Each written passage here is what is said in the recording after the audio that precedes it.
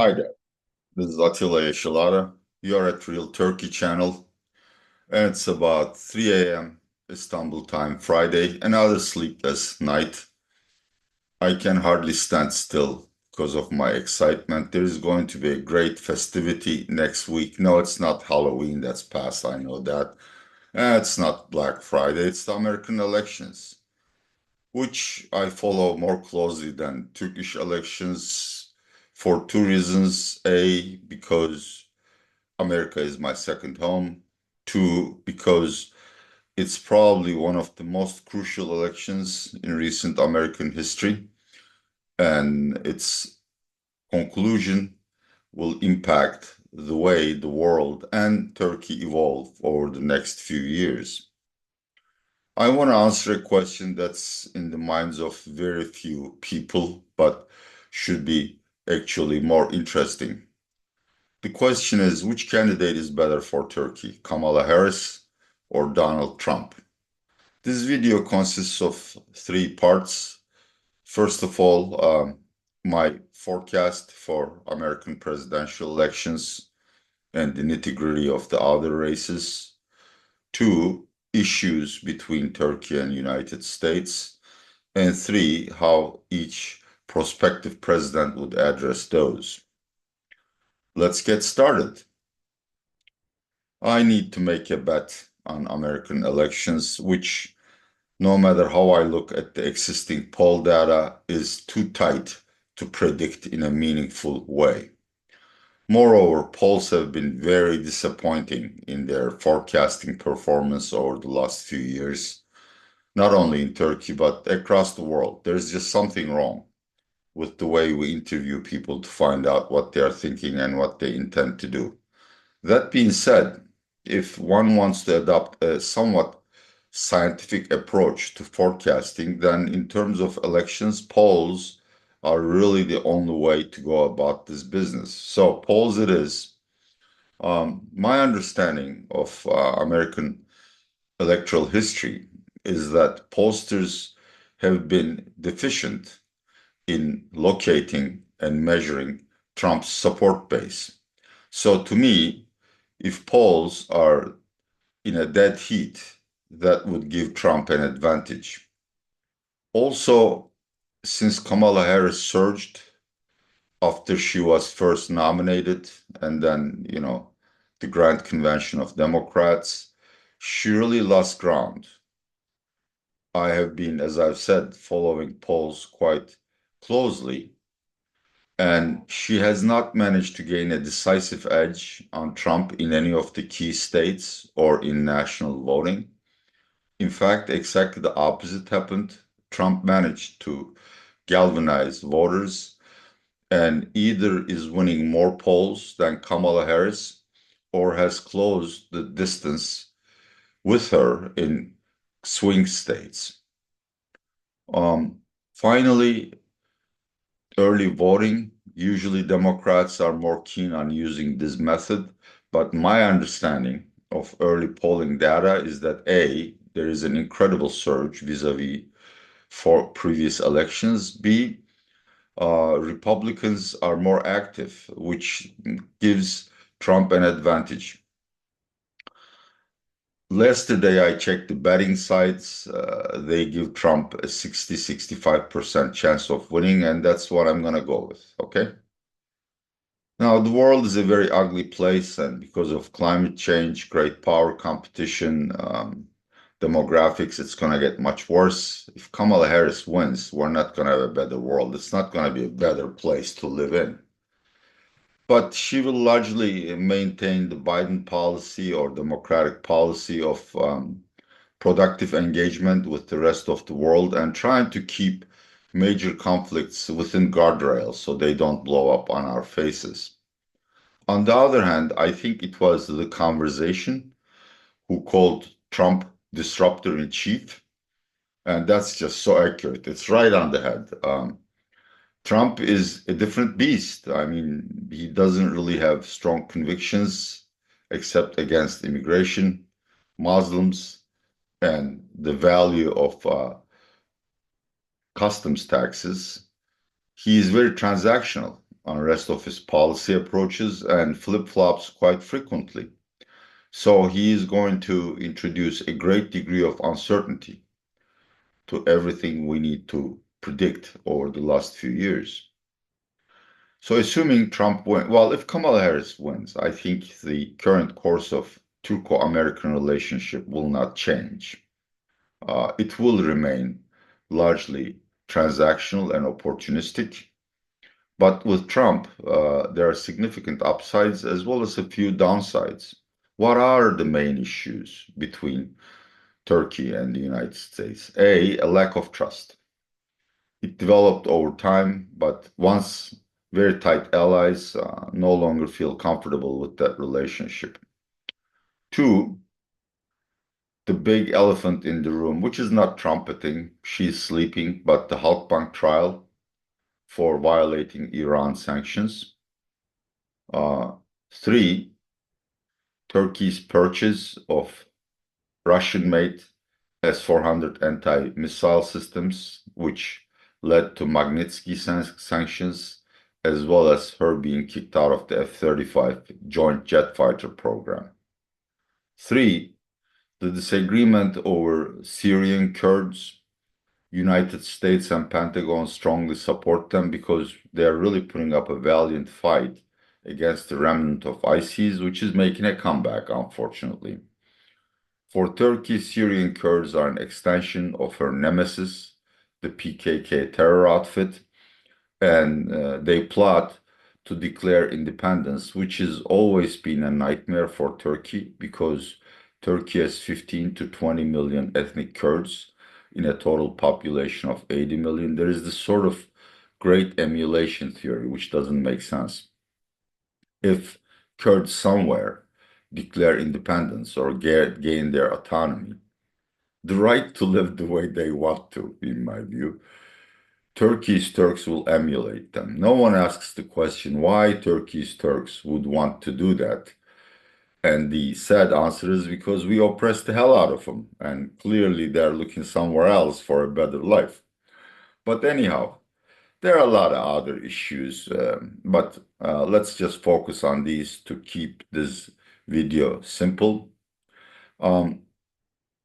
Ömer Taşpınar wrote a great article about Turco-American relationship. These are largely structural.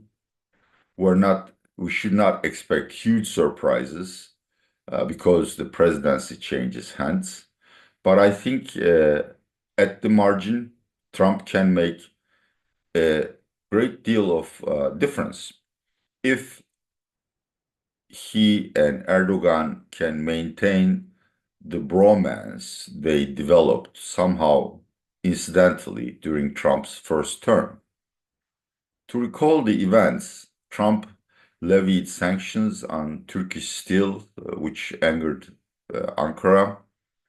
He also threatened to devastate the Turkish economy when Turkish authorities wrongfully arrested an American pastor, Mr. Brunson.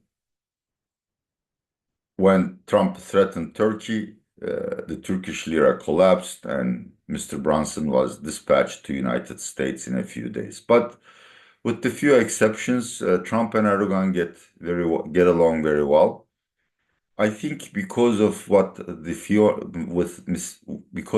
Miss Fiona Hill said in her The Hill article, there is this emerging group of macho men who are acting more like autocrats. They're poisoned by their own power, and they want to solve problems with the art of deal making, stealing a phrase from Trump. Putin is one of them. Erdogan definitely is one of the leading members of that particular club. Elon Musk, you got. So there's sort of this, birds of a feather kind of phenomenon. How would Trump ease the problems with the issues I defined a few minutes ago? Halkbank, I don't think Trump has any sway over the American justice system. It's more likely than not Halkbank will be convicted of violating Iran sanctions. The financial penalties and others could be quite devastating to Halkbank, which is wholly owned by the state, and it doesn't really have the kind of capital base that would allow it to pay large dollar penalties. So it would be the liability of the Turkish sovereign. But the way these penalties are levied and paid over time is largely in the hands of the Department of the Secretary of Treasury, I believe. And Trump can make a huge difference whether the new Secretary of Treasury treats Turkey with tolerance or not.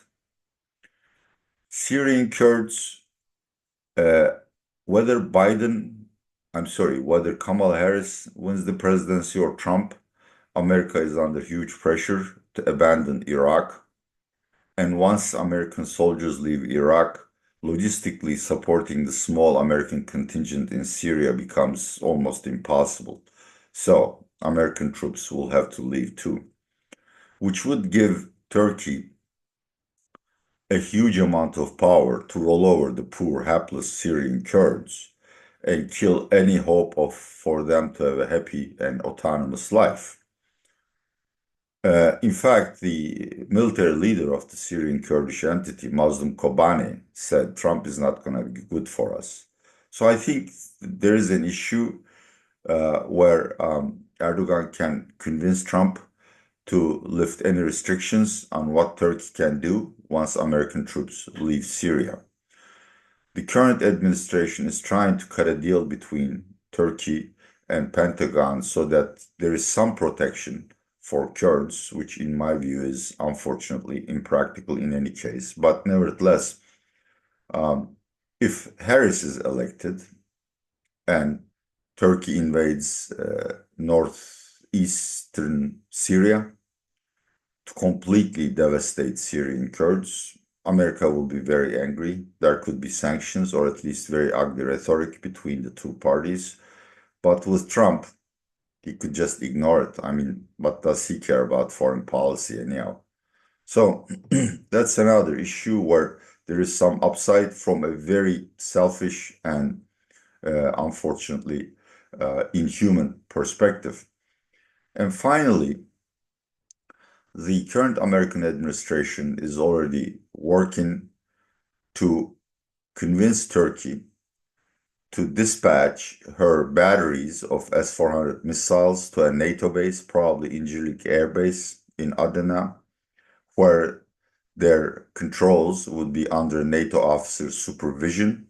And in return, Turkey will be reinvited to join the F-35 jet fighter program. Turkey, as is the case anywhere else in the world, has refused to finalize these discussions uh, pending upon the new president.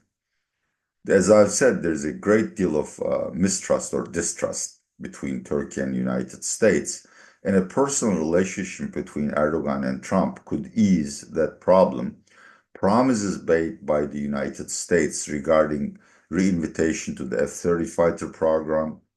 There are a lot of related issues like there are three jets, I believe, that Turkey paid for and US confiscated compensation for them, or even, sending these jet fighters to Turkey are more probable under a Trump administration.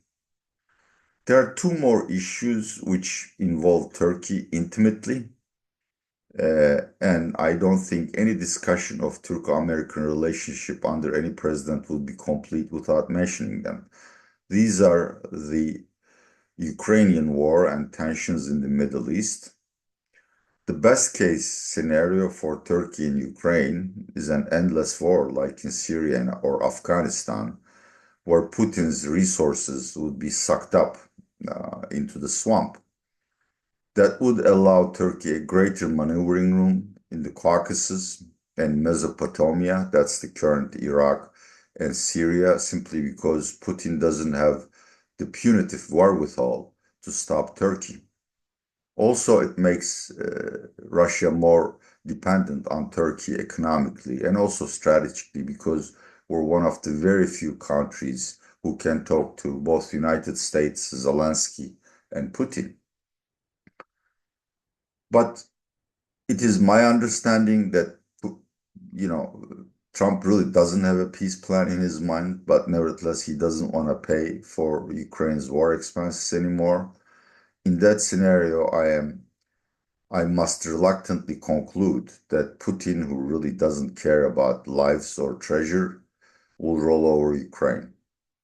He will not stop at Donbass.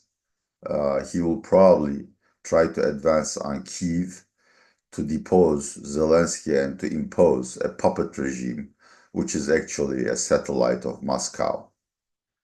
Um, that is not a very good case for scenario for Turkey, but also the downside is very limited. I suppose if Putin is no longer preoccupied in Ukraine, there will be more restrictions on Turkish exercise of power in Caucasus and Syria and Iraq. Putin may force Erdogan to accept an unfavorable peace deal with Syria's Assad, which doesn't involve the return of a large number of Syrian refugees to their home. But there are also upsides. I mean, Donbass will have to be rebuilt. Russia will have to be rebuilt, and there Turkish contractors will play a prominent role. Russia now has a chronic labor deficit, which Turkish labor can uh, conveniently compensate for. We have surplus workers, and we already have good relations with Russia and good experience of Turkish workers in Russian jobs. Russia could import a large number of Turkish workers. Also, obviously, currently, I believe 30% of Russian budget goes to the war. That would now go to civilian expenditures or supporting domestic demand, and bilateral trade will develop very favorably in the direction of Turkey. And of course, people would be somewhat richer or more confident about their future, so we will get more Russian tourists in Turkey. These are not huge benefits, but they're a positive. In terms of Middle East, I don't think Trump cares about Palestinians. I don't think anybody cares about Palestinians, including Erdogan, to be perfectly honest with you. Um, Gulf Arabs just want to forget about the disaster of 7th of October when Hamas attacked Israeli civilians and wants to move on to a new peace accord so they can rebuild their economies and transition into a green economy. So, if Trump can somehow succeed in assuring peace in the Middle East, uh, then Arabs would conveniently forget about Palestinians and cut a deal with Israel. Um,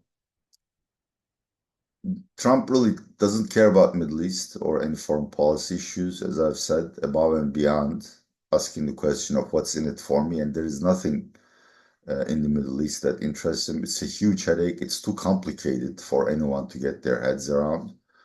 So he'll probably support Netanyahu because his, born-again Christian or Zionist Christian base strongly supports Netanyahu, but he will also urge him to end this war as quickly as possible.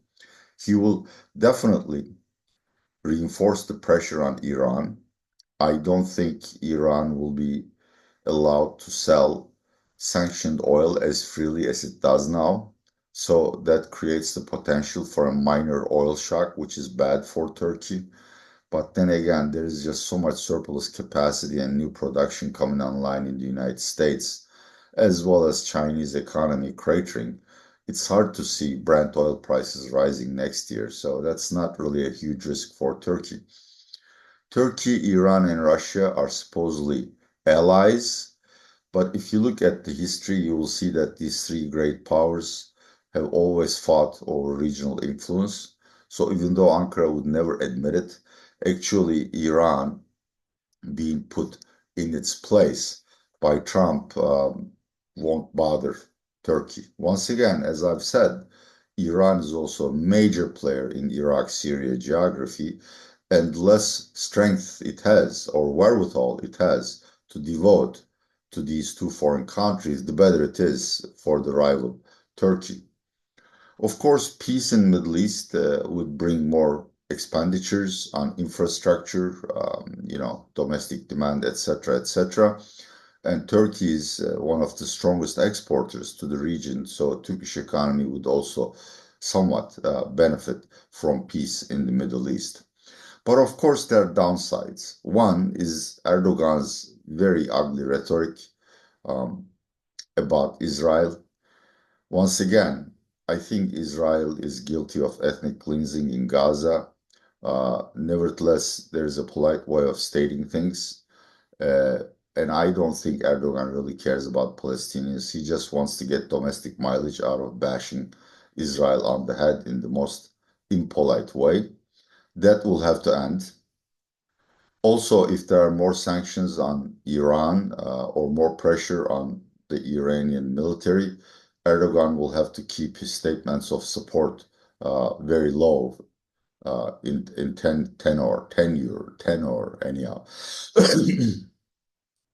Most importantly, there is this pervasive belief in Turkey, not only shared by Islamists and nationalists, but also left-wingers and secularists, that America has this greater Middle East vision where Turkey will be divided, the Kurds will cede, Israel would be given more importance in regional affairs, and essentially the whole region would be devolving into satellites of the United States. I don't think United States has such a policy. It's tired of Middle East.